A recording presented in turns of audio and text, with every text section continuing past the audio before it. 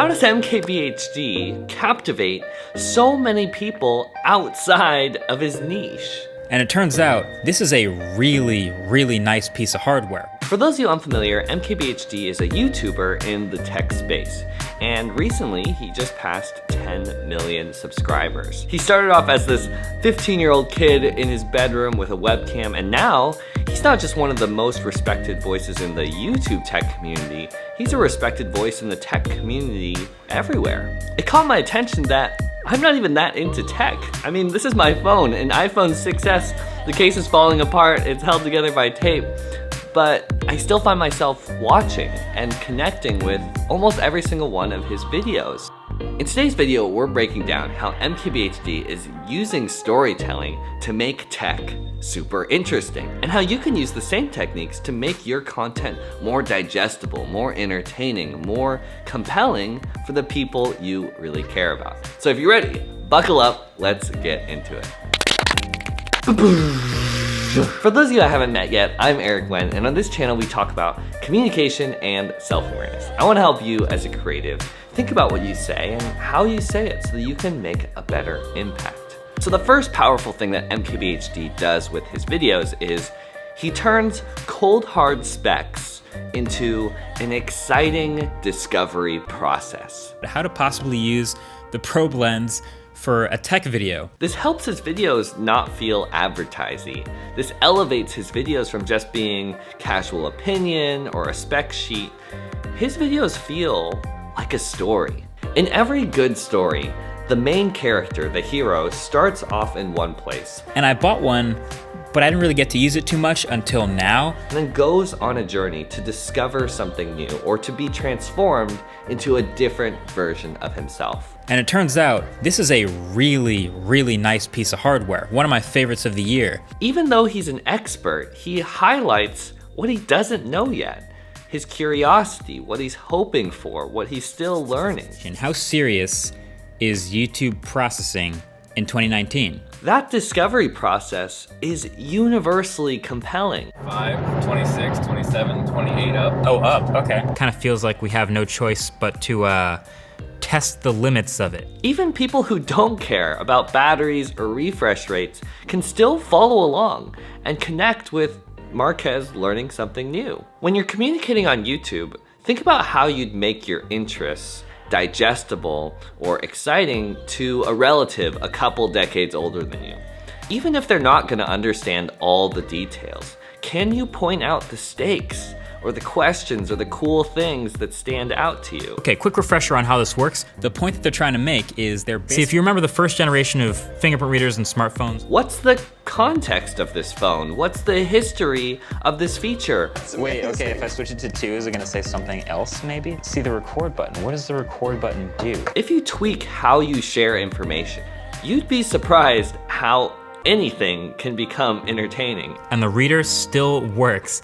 People forget specs all the time, but anyone can resonate really strongly with curiosity and passion. Now that's not all. If you take a step back and look at all his videos together, you start to see one other through line, one other discovery process that might even be more exciting to tune into. It's fun watching Marques keep pushing himself, leveling up from that 15-year-old kid in his bedroom. You can feel how much he loves the topic because of how much he pays attention to all the little details and hidden Easter eggs. That's a hidden story that we connect very strongly to.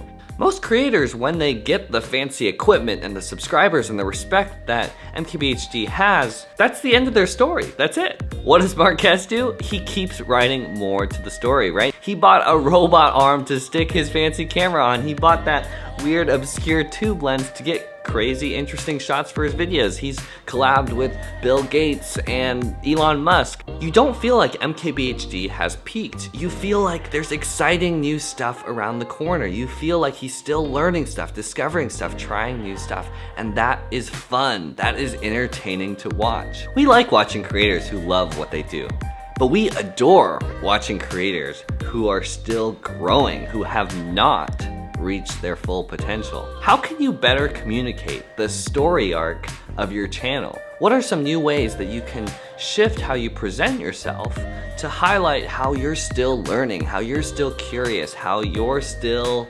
I think sometimes we get a little comfortable.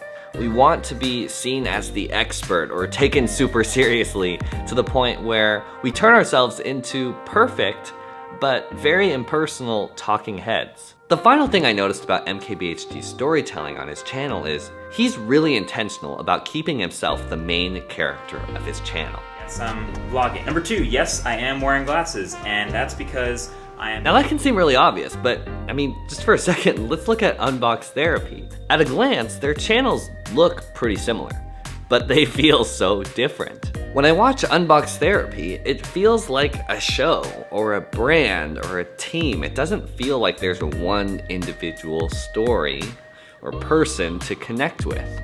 It's funny because MKBHD, yes, he has a robot arm and all this crazy expensive equipment. But if you look at the fundamentals of how he's telling his story, filming his videos, the shots and setups are very simple. They feel relatable. One of his favorite shots is showing the piece of tech in his hand from his perspective.